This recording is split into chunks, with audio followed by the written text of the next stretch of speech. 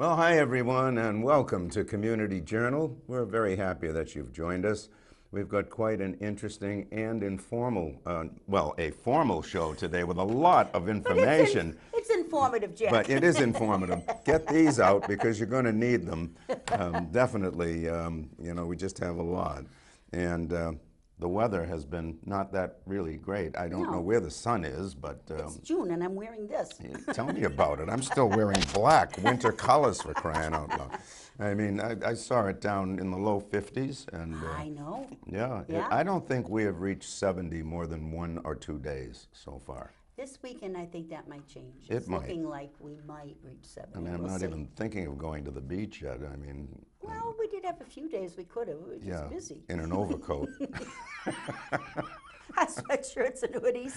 Well, that's for sure. Well, anyway, our first spot today, I don't know if you've seen this brochure, but if you haven't, this is really very, very informative. A lot of people don't know what the Community Preservation Act is, and this will tell you a lot about it. But we also have a great spot now with Chris Rocket. He sat down with Dinah and to explain exactly what the CPC is. And once you've seen this, you might want to grab a copy of this brochure. So let's take a look. Hello, I'm here today with Chris Rocket of the Community Preservation Committee. And it's really great to have him here because he's going to talk a little bit about the Community Preservation Act and what it means, what it is, and what you do on the committee to help support that. Sure. Yep. So can you just start by telling me a little bit about what the Community Preservation Act is and what it was designed to accomplish? Sure. Thanks for having me, first of all. You're welcome.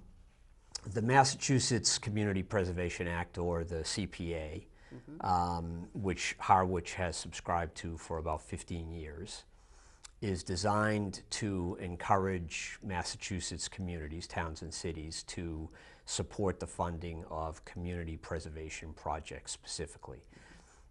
Those projects which might otherwise go unfunded as a result of not being covered by normal ongoing town budgets.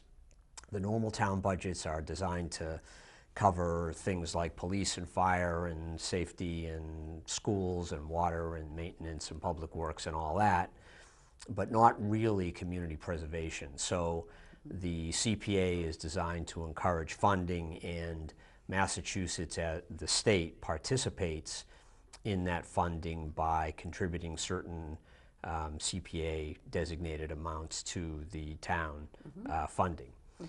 The way it works is everybody gets a property tax bill, of course, and in Harwich, that tax bill is surcharged by an extra 3%, which is earmarked specifically for only community preservation projects. The 3% is designated as such on your property tax line, so you always know exactly how much of your payment is going to community preservation. And those funds, to a degree based on a formula that changes annually with the state contributes to that fund and bumps it up some, so that cumulatively it arrives at a certain number year by year.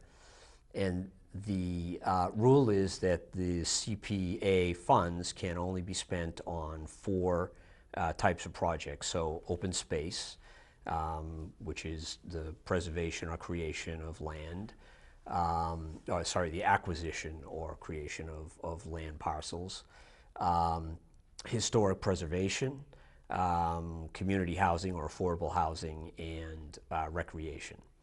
And the rule is that 10% of the total fund, at least 10% of the total fund, must be spent on historic preservation, 10% on community housing, and 10% minimum on open space / recreation. And then beyond that 30%, the other 70% can be earmarked for projects that fall under any of those headings. And that's really what CPA is about, and how Harwich participates in it. Okay. That sounds great. I like the fact that it's spelled out on people's tax bills too, because part of it is it reminds us all Right. that it exists. Right. I would think it's a great thing to have everyone aware of, because it sounds like a wonderful model and support for the communities. Yeah, of and, course. Yeah. and as I understand it, most towns in Massachusetts do participate in it. Yes, yes, they do, and rightly so. Right. Good idea. Yeah. So can you tell us about some of the projects that you've done lately, that you've funded lately? Sure. Well, over the 15 years, there's a long list of projects, and the projects are they're both public projects, that is, town government type projects, and private projects. Some of the most notable ones that have been covered in the past, first of all, over 120 acres of open space parcels have been either created or acquired via CPA. The big recent Brooks Free Library renovation, as well as the smaller renovation at Chase Library, were covered by CPA funds. The big expansion and renovation of Brooks Park, including the pickleball courts there that are used by so many people in town. The beginning of the Affordable Housing Trust that Harwich now has to comply with state mandates for minimum amounts of affordable housing was CPA derived. The fitness stations in Veterans Memorial Park came from CPA. And then this most recent year, that is the applications that were submitted in 2018 and approved at the town meeting last month. We had 9 funding applications that were submitted and approved for a total of about $825,000 roughly. And they included continuing funding of the Affordable Housing Trust, the beginning of a significant renovation at Brooks Museum, a couple of things at Red River Beach, new lifeguard stands, and the rehabilitation of some of the shoreline there. Some changes at White House Park, including a new White House Field, including a new scoreboard and new protective netting, ADA compliant restroom at Sand Park, and several other items, or a few other items that were approved in this latest go-around. So they're things that really touch almost everybody in some way or another. Yeah, they do. Yeah. Both Just about everyone is covered by one of those things you mentioned. both year-round residents Yeah. and Yeah. people who are here on as tourists, really. Yeah. Can you briefly tell us what is the process for applying for these funds? Sure.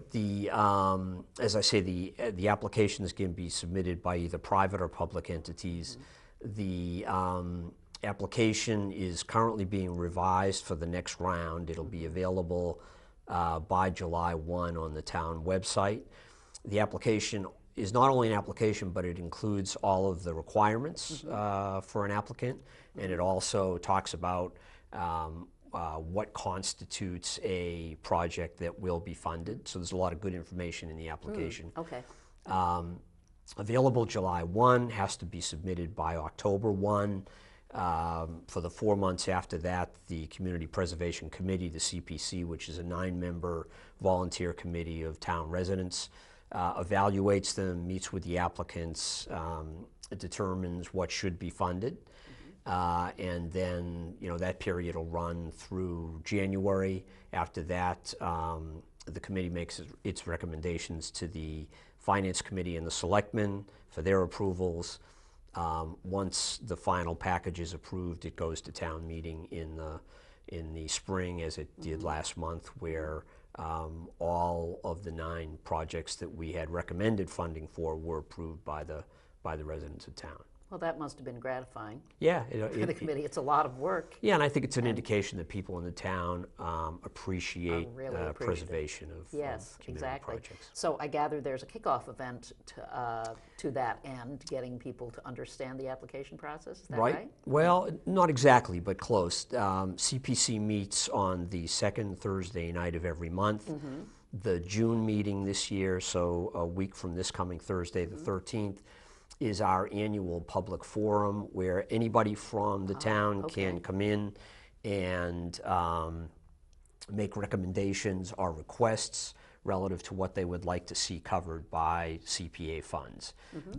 The committee really is just in listening mode that night, but anybody who wants to come in and not so much talk about what they intend to apply for, but make recommendations about what they would like to see. Sort of float an idea. Exactly. Yeah. And you know, it's Right. all of our tax money, so everybody has a right to come in and you know, talk about where they'd like to see it spent.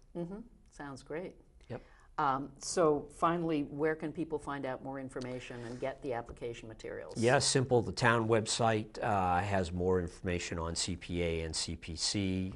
Just search on CPC and you'll get there. It's in the town committee's portion of the website. The application will be there online as of July 1. And people can also pick up the application in the selectman's office anytime after that as well. So real easy to get in. Anyone who needs help with the application is 9 people who can help them with it, you know, as the 3 months from July 1st to September 30th go by. Okay. Did you say, is there a phone number people can call, or is it more website-based? It's really website-based, but people are always invited to our meetings once a month as well. There's a And again, those are the second Thursday? second Thursday at 6 o'clock 6 o'clock. at Town Hall. Okay. And Is anybody that the can... Griffin Room? It is, yes, Okay. it is. And anybody can come to those meetings. At the beginning of every meeting, we have a public comment section, so anybody who has questions is welcome to come and talk to us. Well, what a wonderful and very encouraging and inviting process. It sounds really great. Yeah. And it must be fun working on that committee because there's so much good to be done. It's a lot of fun. The projects that are submitted are very interesting Yeah. to evaluate, Yeah. and it's nice to work on a committee that is so broadly supported by the people of the town. At least that's been our record so far. Yes, I would think so. Yep. So thank you so much again. You're very welcome. Thanks for Again, having this is me. Chris Rocket, and I'm Dinah Lane for Channel 18 in Harwich. Thank you so much. Thanks. Well, as I said, you'd be very wise to pick up this brochure. Very interesting. And it was a great interview, and I knew very little about the Community Preservation Act, and this certainly clears up a lot of questions. And you can pick it up here, I assume? Yeah, Community yeah, Center? it's right here at the Community Center. Very good. What do you have there, Eileen? Well, I have a big announcement from the National Grid. Oh, my goodness. National Grid's construction on the Mid-Cape Gas Main Replacement Project is now nearing completion. Yay! We are currently taking applications for new and upgraded natural gas service on Cape Cod. So if you wish to have a new natural gas service installed or upgraded, it is very important that you act quickly, so please listen up if you're interested. Upgraded service may be necessary if you are planning on any remodeling or new construction to your home, or adding a new gas appliance such as a generator or a pool heater. If you are contemplating an increase in your gas service, you need to contact your local National Grid service representative. And the contact information is on the other side, and it is Ellen Whalen for Harwich. And her number is 508-760-7439, and that would be for residential. And you can also reach her online, ellen.whalen, W-H-E-L-A-N, the @ nationalgrid.com. National Grid and other utilities, as well as your town, may be doing construction work on your street in the coming months. Once a road is paved by any utility or your town, the town will impose a 5-year moratorium on digging up or disturbing that paved road. Therefore, you need to act as soon as possible to avoid any unnecessary delays. Once your gas service has been installed, you must contact a licensed plumber to activate your natural gas service within 6 months to avoid being billed for non-use. As a reminder, please do not remove your existing equipment prior to your new gas service installation. National Grid lastly would like to thank the residents, town officials, and visitors of Cape Cod for their cooperation and assistance. They appreciate everyone that helped them complete this important project ahead of schedule. Wow, that was quite a project. Yes, it and, was. it's nice to and see they now completed it ahead of time, Yeah, I they guess. did. Yeah, And, yeah. Good nice- for them. moratorium now lifted. Yes, I know a lot and, of people have been waiting, They so have been waiting patiently, and get on the phone. yeah, definitely, and it's a great Maybe I thing. should say that number one more time? Yeah, why don't you? Yeah, Ellen Whalen, 508-760-7439. Yeah, and I know years ago when we put in a generator, we had to have, pretty extensive gas work Yes, we done, a did. new meter and everything else. So, if you're thinking of an upgrade of any kind, you really should get right on it, Yeah. and it's important. Well, as you know, down at the Saquatucket Marina, they have now a seaside marketplace, and they are looking for vendors. This is going to be great. Oh, for the shacks? Yeah, for Oh, the shacks. nice. Seaside Marketplace at Saquatucket Marina announces its call for vendors for the inaugural 2019 season, July 3rd to September 3rd. And, it's full weeks from July 3rd to September 3rd. It runs Wednesdays through Tuesday. That's what they consider a week. So that takes you through the weekend. And it's $200 per week, and you pay by week. Now, the applications, you can get an application online at www.harwich. Oh, here we go with this website again. I'm going to say it slow because people really might want this. www.harwich-ma.gov/Harwich-cultural-center. So it sort of makes sense. I mean, or you can always call here, and I'm sure you can get the website. You can email also culturalcenter@townofharwich.us, and the copies at Harwich Cultural Center or Harwich Community Center. Now, there are requirements in order to participate in this. You have to present a portfolio outlining the qualifications and intended use. You have to also present a signed memorandum of understanding, 3 to 5 digital images of your work, and a $25 non-refundable administrative application fee. And you submit this to the Harwich Community Center right here, 100 Oak Street, or the Harwich Cultural Center on 204 Sisson Road. So you can contact Carolyn Carey, Erica Strezpek. Carolyn's number is 508-430-0768, and Erica's is 774-212-3482. And you can also email culturalcenter@townofharwich.us. So that's a lot of information. There is this, I'm sure it's around. Just if you spot this, this is where all this information is. This is a brand new effort and a great opportunity for the artisans around town. Yes, So this, I think it's wonderful. yeah, We it were really just down is. there last week in that area, and it came out beautiful. Yeah, it really did. And to have, talented people having their things in there will Yeah, really be great. It'll it's be a nice. great opportunity. So that's that one. Very good.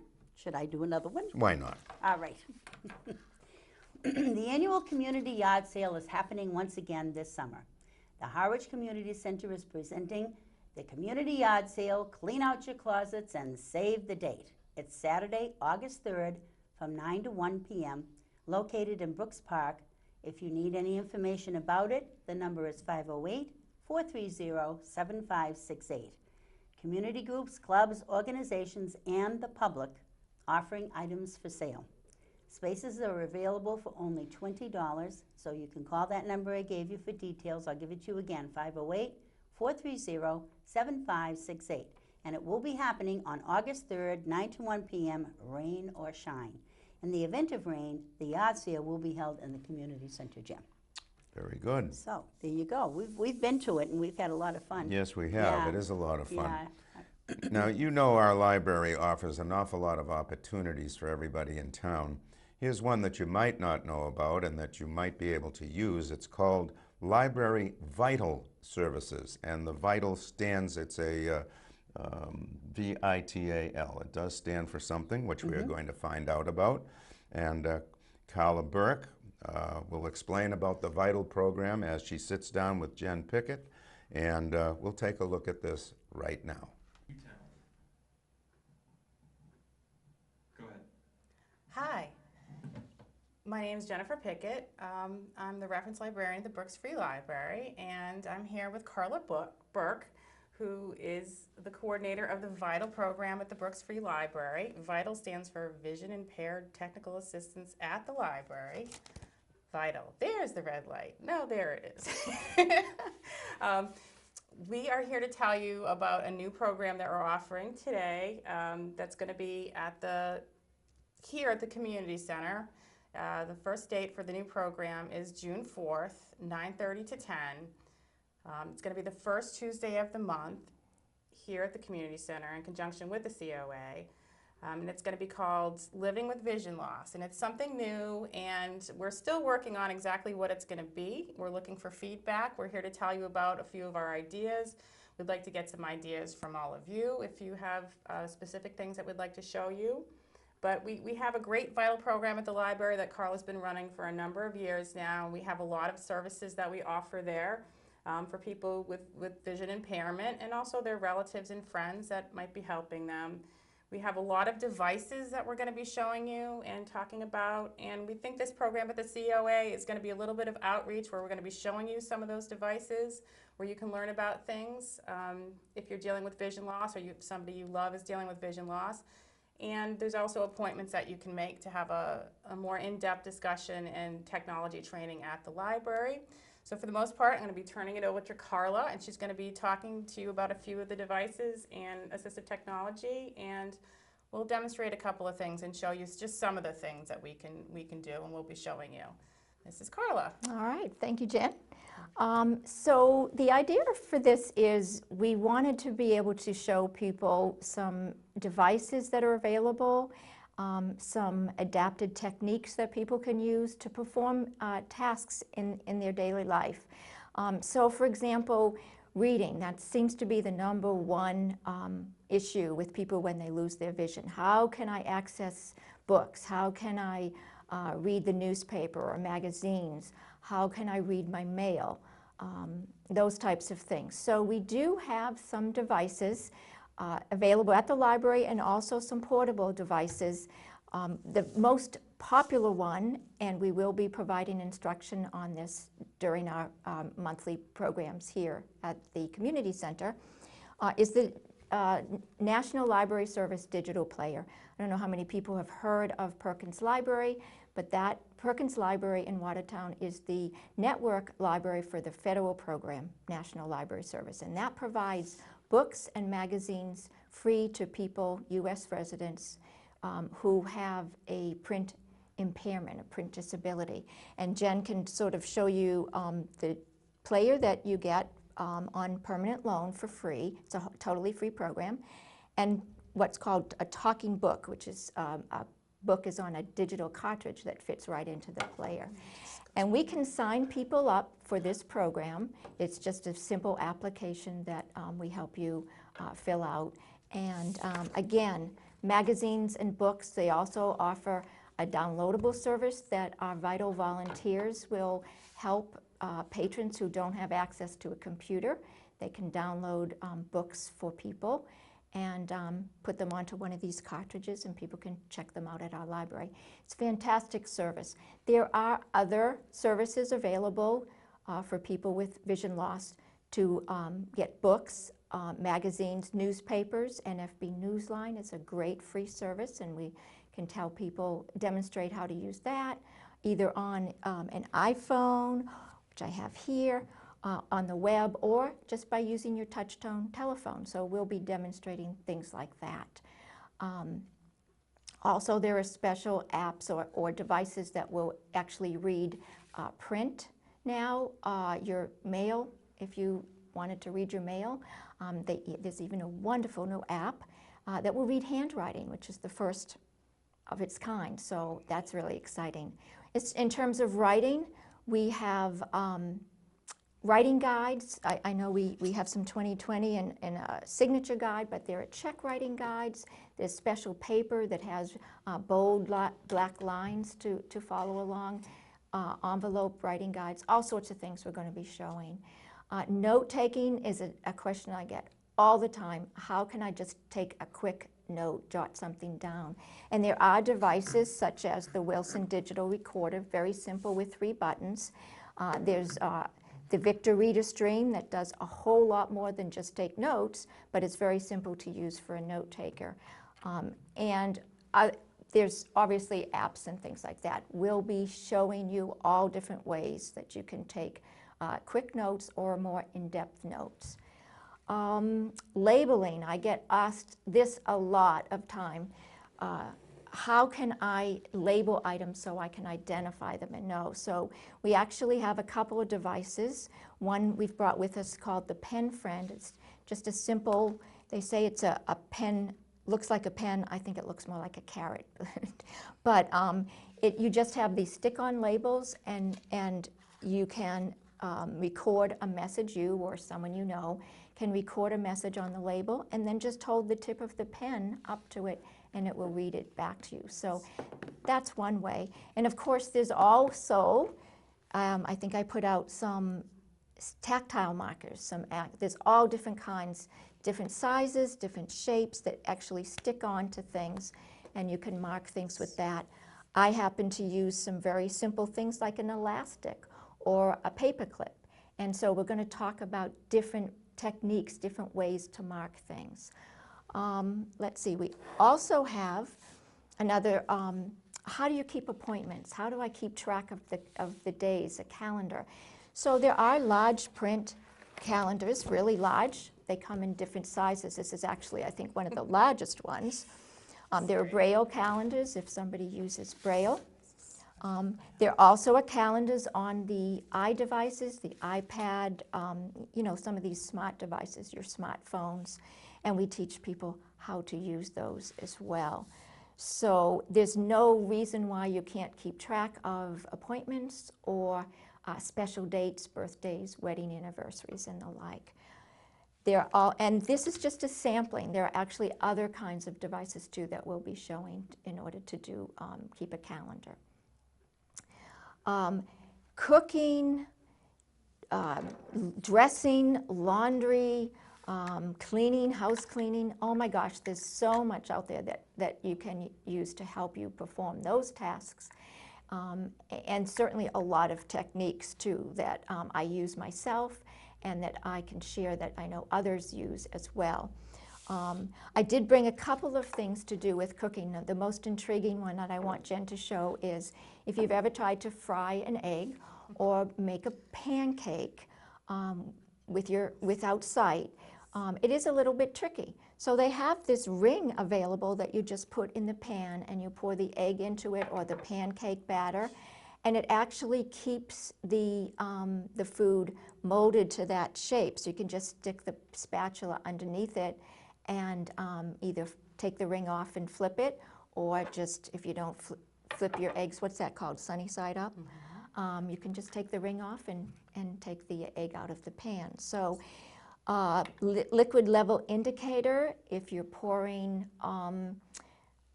liquid like milk or water or coffee, there's these liquid level indicators that actually hang over the edge of the cup, and when the liquid reaches the prongs, it gives off a buzzer, which is pretty startling. They also make them now that play music, which I think I'll get one of those instead of this buzzer.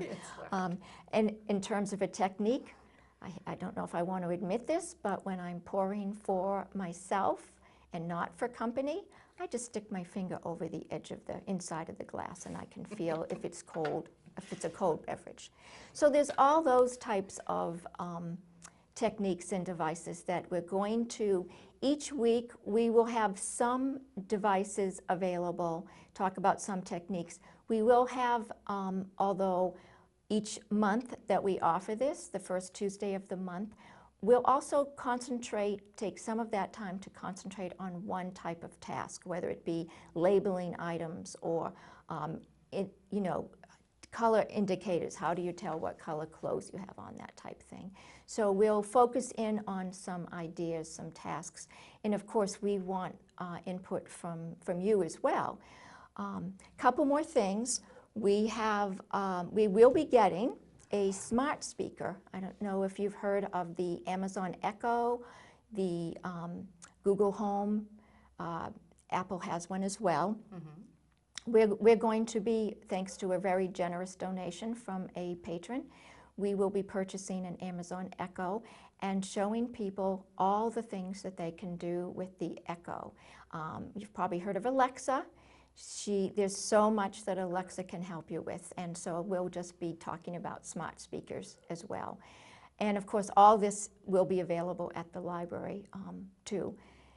One last thing I just want to mention is we are hoping to be able to purchase soon some adapted board games and card games. Monopoly, Scrabble, left, right, center, bingo, all sorts of games. Cribbage boards, an adapted cribbage board for people who are blind or who have low vision. And we will be demonstrating those, making them available at the library, actually offering some programs for people with vision loss as well as with their sighted friends or peers to come to our library to have a sort of a game hour or whatever, but that's in the works. So I think, did I cover just about everything that's on the table? Calculator. Oh, yes, here. yep. So kinda neat. again, you know, you can obviously use a smart device to perform mathematical tasks, but you can also use something like this, which I use, keep at my desk. It's a talking calculator. So there are a lot of devices. If you think of something that you want to know how to do, you're struggling with a task because of your vision loss, or your spouse or parent or someone you know is, give me a call at the library. We'll put that on our list of things to cover during our monthly program here. And also remember that we do offer more individualized instruction. We can schedule that if you happen to come and see something at the library, at the program here or at the library that you want to learn how to do. We will have some hands-on time during the sessions that we have here at the COA, but more in-depth instruction will take place at the library. And one last thing, I know I picked up a stack of some handouts and brochures and catalogs that we keep at the library. We have a whole resource area filled with shelves of information for people with vision loss or for their family or friends. Or if there's just somebody who is interested in learning how people with vision loss do, perform different tasks, you're certainly welcome to come. And if you're looking for something in particular and you don't know where to find it, then certainly give me a call at the library and we will make that resource information available to you as well. And everything that we demonstrate during that half hour each month, we will also have information about how you can either get it for free if it's a free device, or get it through an organization you might be eligible for, such as the Massachusetts Commission for the Blind or the Veterans Administration, or we even have information on loan programs where you can get some help financially to purchase some of this equipment.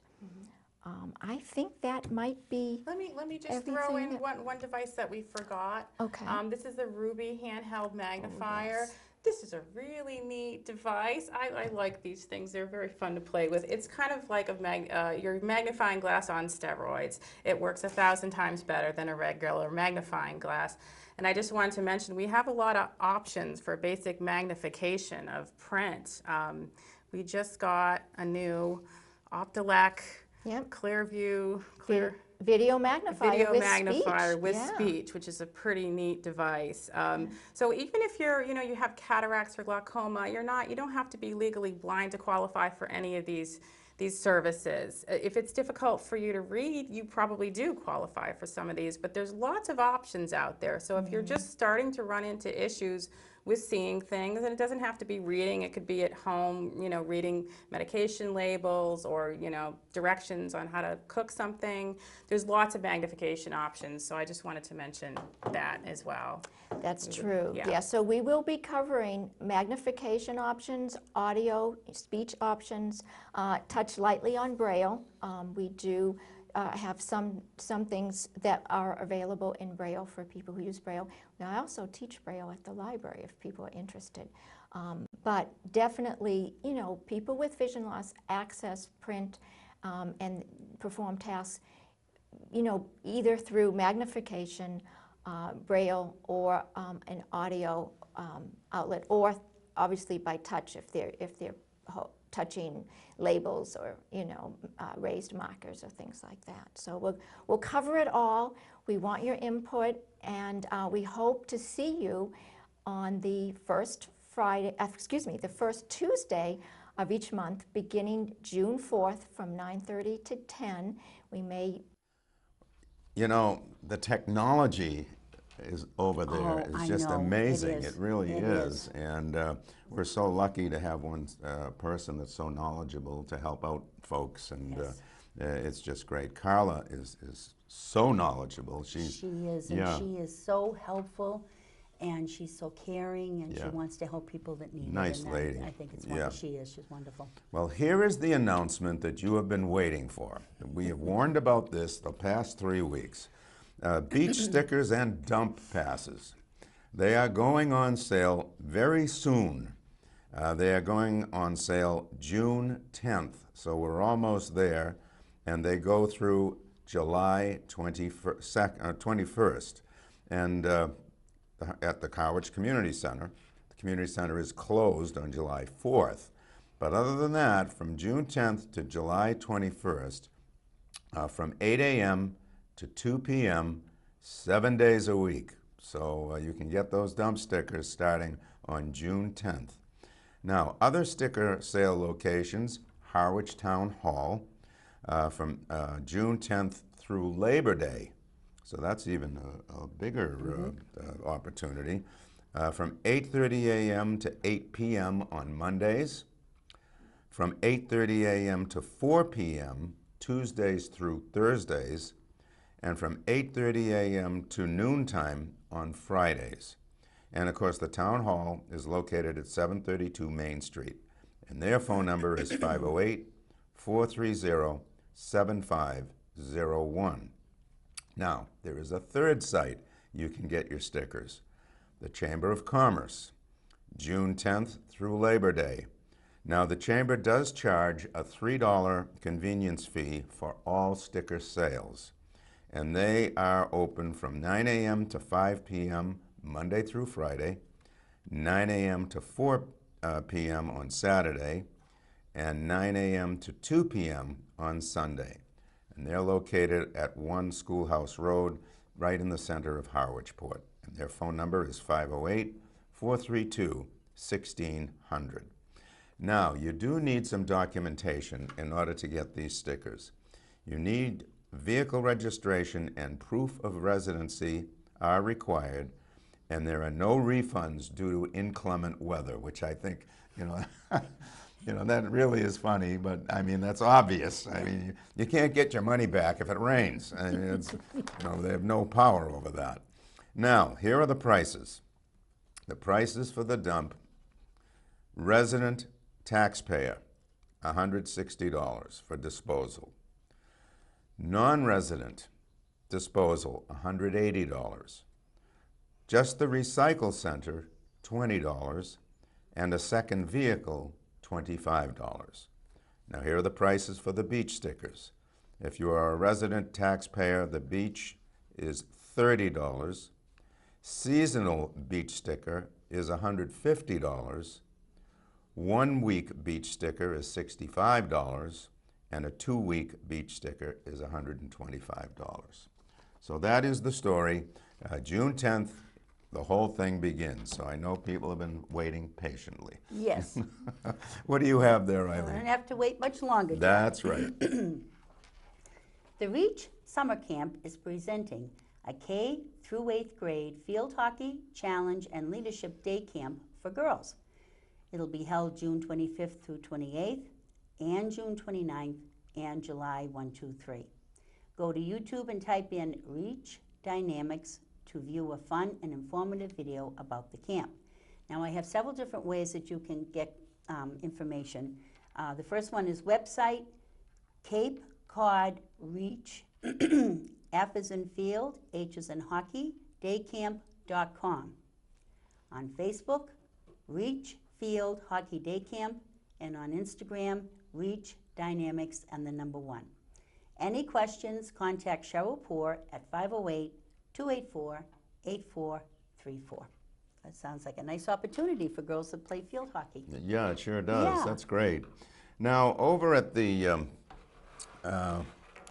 Harwich Cultural Center. Thank you, Cultural Center, they are doing a spotlight series. Now, we're periodically, a couple of times a month, we are showing the different artists over there. I mean, I think there were like 30-something, I think. 30-something artists Yeah. over there Yeah, doing all that's kinds amazing. of things. Yep. Painting, pottery, I mean, you name it.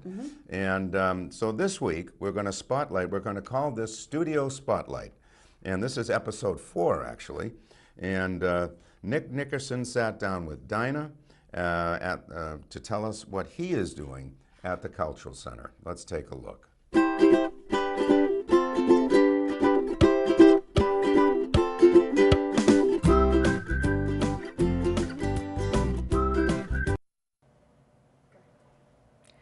Hi, we're here with another Studio Spotlight. Today we're talking with Nick Nickerson. I'm so delighted to be talking with you, Nick. I've known you for quite a while, but talking about your work in this way is going to be very fun. But first I'd like to hear a little bit about your past and how you originally got into this work. What was it? I know you had a big life experience that actually somewhat was the catalyst for starting this. I did. I had a little bout with cancer.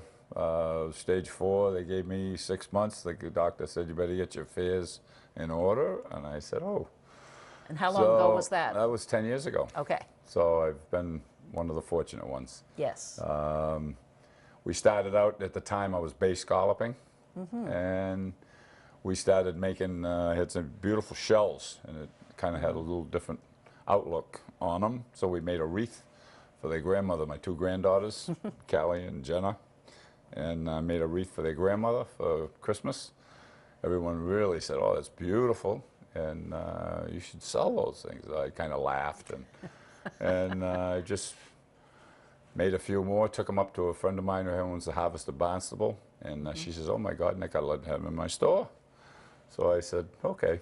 So I did, and she was selling them, and I said, oh my God, what are we getting into here? And one lady came in and asked, could you put a mirror behind it? And I said, well, we'll try it. So we did, and she says, oh, it's beautiful. So then that whole mirror thing took off. And that's how Chatham Coastal Creations was born. One thing led to another. One thing led to another. Yeah. Yeah. And Well, then that's what happens with the creative mind. Oh, I don't know how creative, but anyway. So it's turned into something kind of fun, meeting a lot of nice people. Definitely. And it's different. Yes. Different. We're using something that we've thrown away for hundreds of years. We just shuck the shell usually and throw it overboard, or the base scallop thing, we take them to the dump. But so now we're utilizing something we've thrown away, and it's natural, local. This whole thing has turned into something that, I don't know, by accident, pretty good. It is definitely part of the Cape. The whole look of it and the whole feel of it and the origin of it, and you are part of the Cape as well, so it seems to fit perfectly. Been here a while. Yeah. Kind of seen in the fishing industry, which I was involved with, I've seen and done a lot. Yeah. And very, very rewarding, you know. When the doctor gave me that diagnosis, I just said, well, I had a good life, and, you know, no regrets.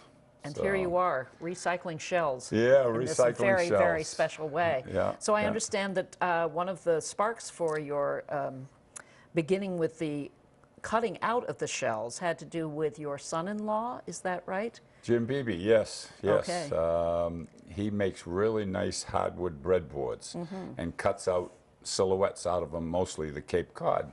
So one Sunday I said, Jim, I says, could you cut out of one of these sea scallop shells that Cape Cod that you do? So he said, let's try it. So I brought some shells over, we did it.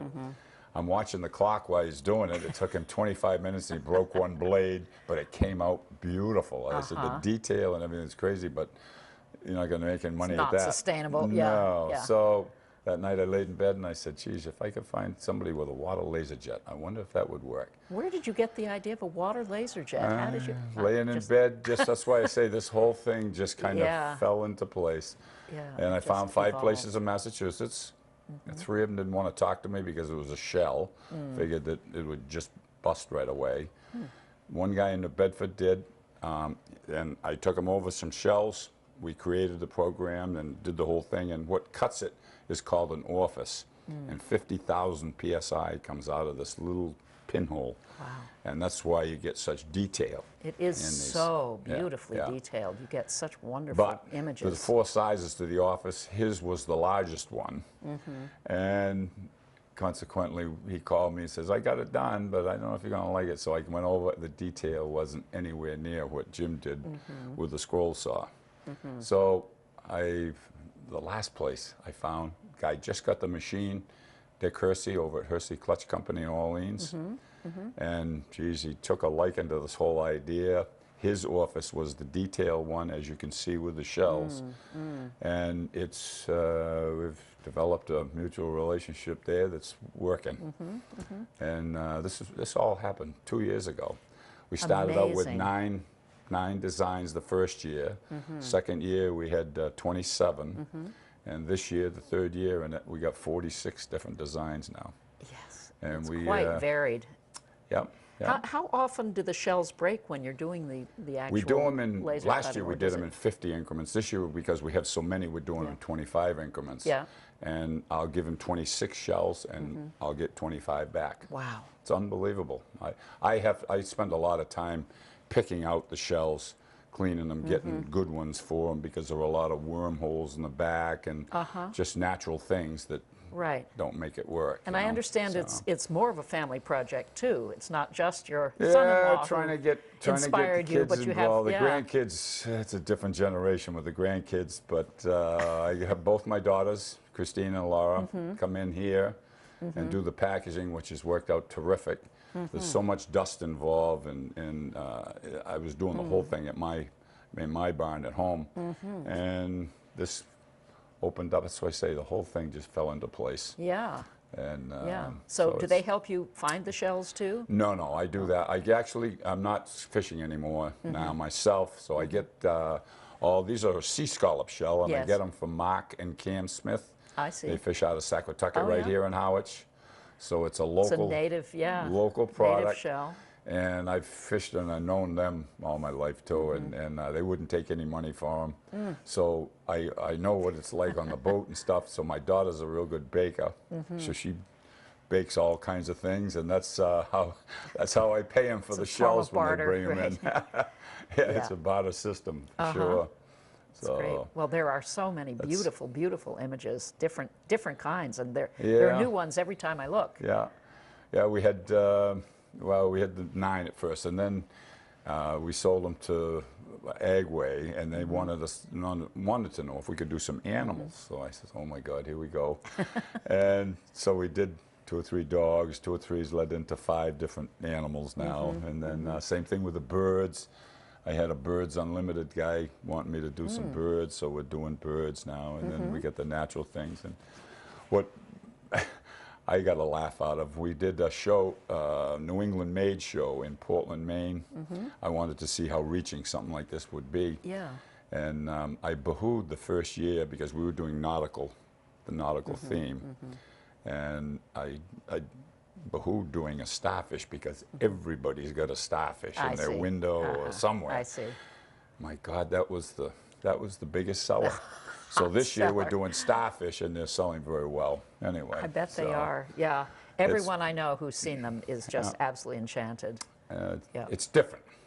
It is. It's a local product. I got into, I've never done any retail as such, like anything like this, gifty things. Yeah. And people like it because the packaging's nice. Then they wanted me to do a little bio, which tells the story a little bit about Chatham Coastal Creations. And so the whole thing has just come together. And it's an easy sell for me when I go in because people hadn't seen them.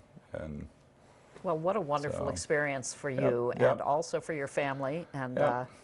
it's a great addition to Harwich, actually, to have this well, coming it's right just out worked out coming for- right out of here. Yeah, it worked out Yep. well for me here. Terrific. Glad they're getting some use out of the old school. Used to play basketball in the old gym here and the whole thing. So Yeah, yeah. Right. Well, it's coming full circle for you. for sure. So this is terrific. Thank you sure. so much Yep. for talking to us Yep. today. Very Thanks. good. It was Nick Nickerson. This is Dinah Lane for Channel 18. Thank you.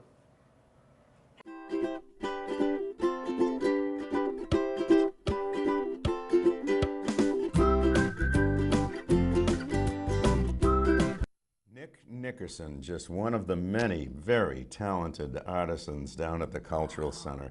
Wasn't that fantastic? Wow, what a great idea to come up with. The creativity at that cultural center is just amazing. Boy, if you haven't been there, you really need to go. And they have several open houses at different times. And, you know, you just get in there and go from room to room and you see all kinds of different art. And it's just wonderful. Yeah, just go online, I assume, and look up when they have open houses. Yep. And when you have company this summer, it'd be a fun thing to bring them to. Absolutely. Yeah. Well, folks, that's our show for this week. We really appreciate you joining us on behalf of all of us here at Channel 18. Thank you. And please take advantage of everything we told you about going on around town. That's right. Take care. Bye-bye for now. Bye.